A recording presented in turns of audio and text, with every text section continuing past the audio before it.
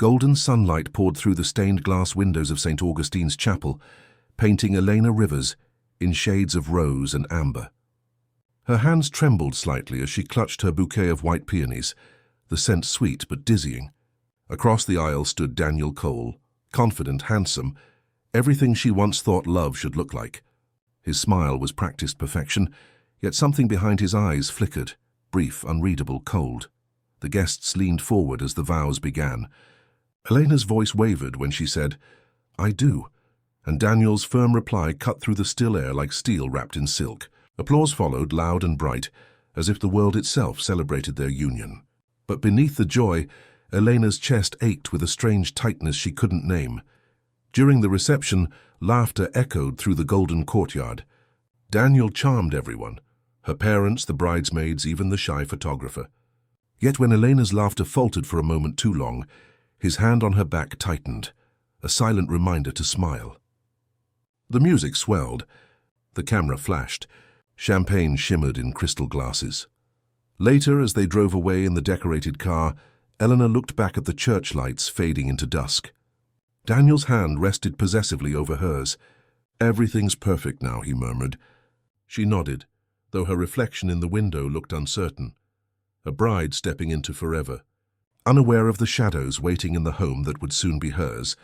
3 weeks after the wedding, Eleanor arrived at the Cole estate, a sprawling glass and stone mansion nestled among whispering pines. The air smelled of rain and money, crisp yet heavy. Every window gleamed like a mirror, reflecting her own uncertain face back at her. Daniel guided her through polished hallways that seemed to stretch endlessly. "You'll love it here," he said, voice smooth as marble. But she noticed his keys, heavy, deliberate, and how he locked certain doors as they passed. When she asked, he smiled faintly. "Some rooms aren't ready yet." Days blurred into quiet routines. Mornings with perfect breakfasts laid out by unseen hands. Evenings filled with music and Daniel's effortless charm. But something lingered, a tension beneath the calm. He took mysterious phone calls in his study, lowering his voice whenever she drew near. The moment she mentioned visiting her parents, his tone cooled. "We have everything we need here," he said, almost too gently. One night, as rain lashed against the glass walls, Eleanor wandered the hallways barefoot, following the faint glow under a locked door. She pressed her ear against it.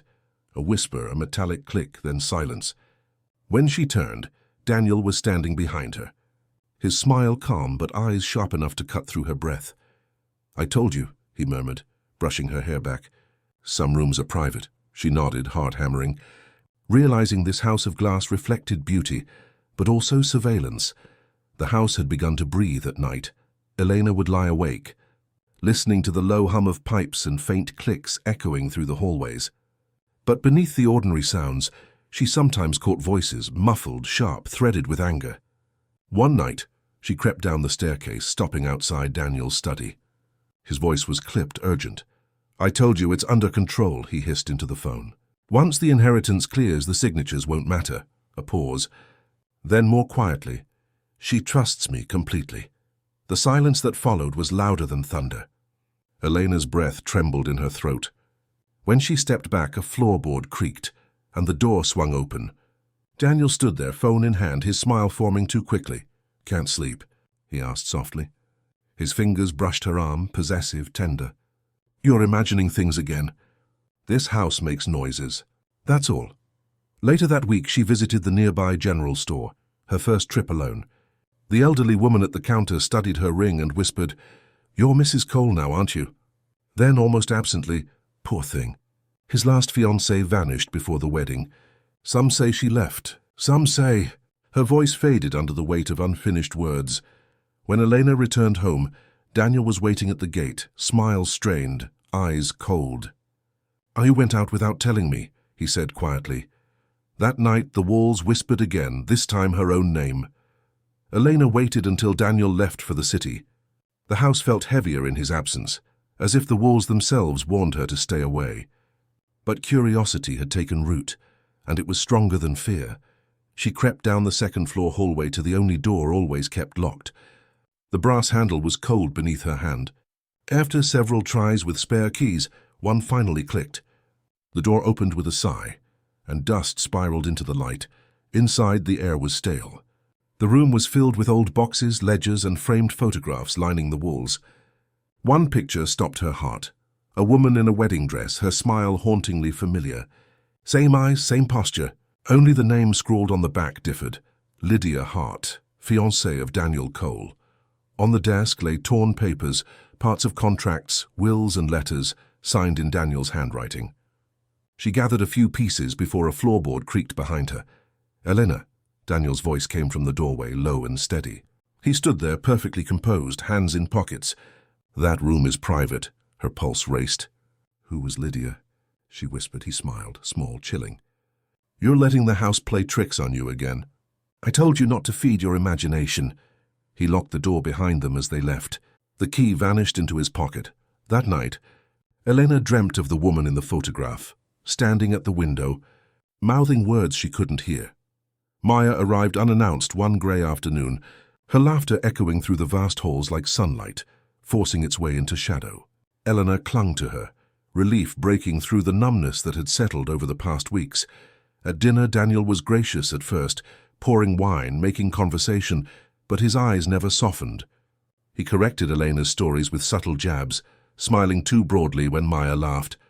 When Maya complimented the house, Daniel's reply was smooth yet cold. "It takes discipline to maintain something this beautiful. Some people don't appreciate that." Elena's fork trembled. Maya's smile faltered.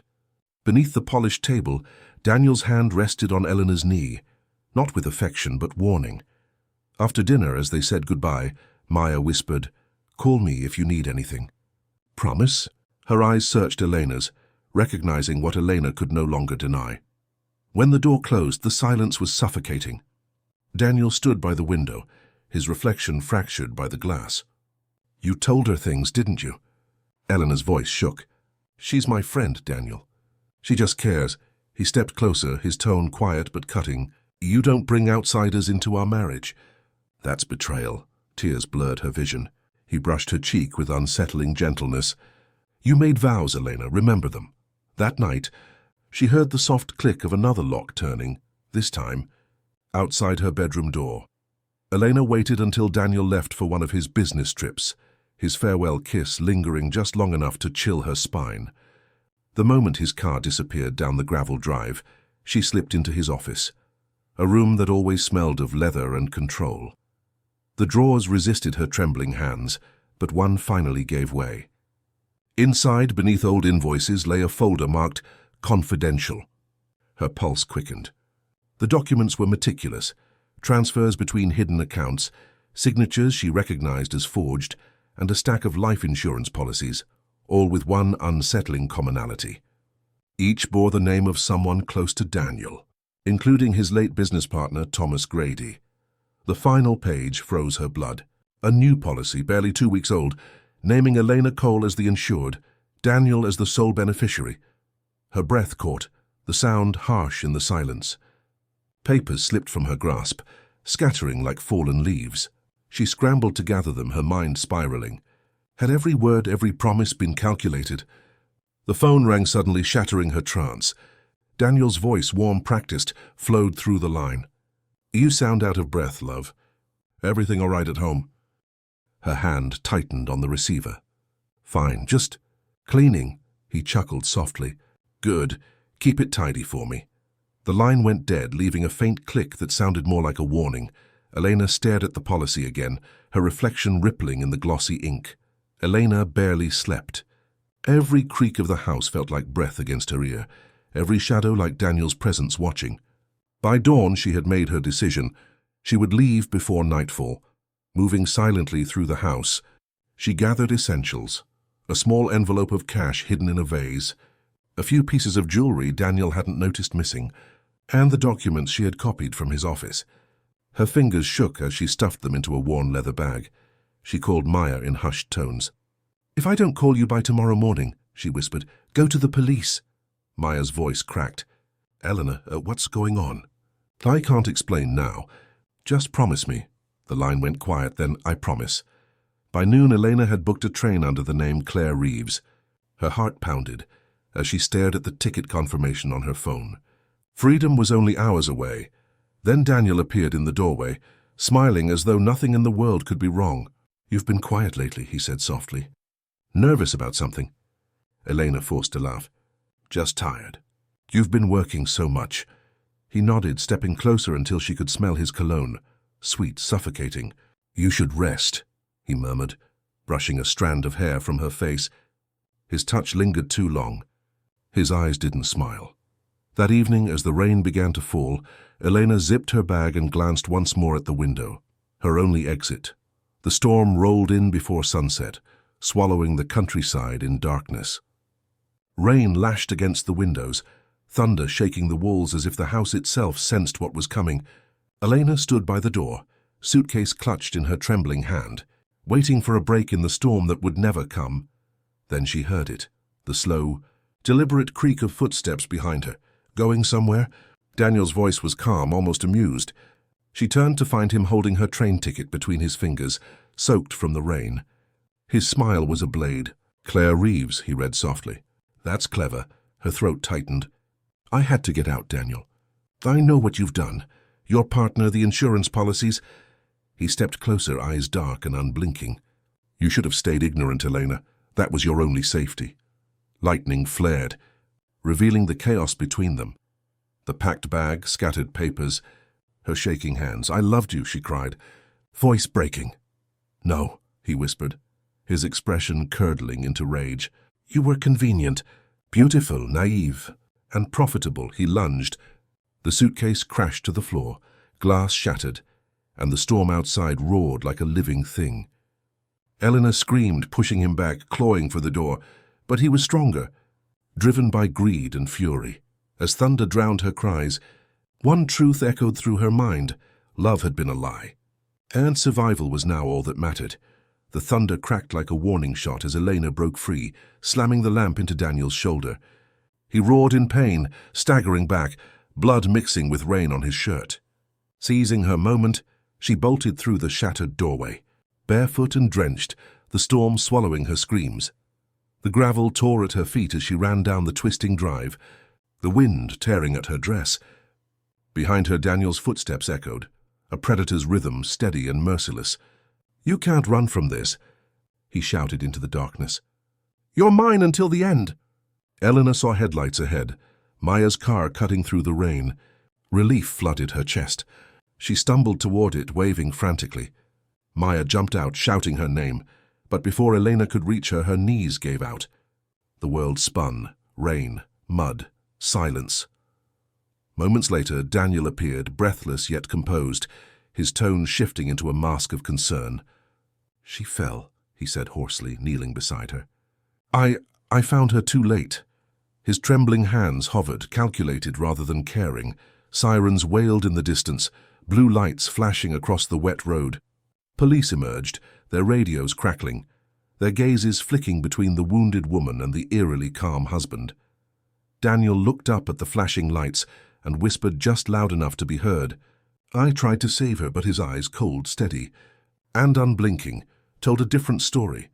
The next morning the storm had passed, but its echoes lingered, in the puddles that mirrored flashing police lights and in the uneasy silence of Daniel's home.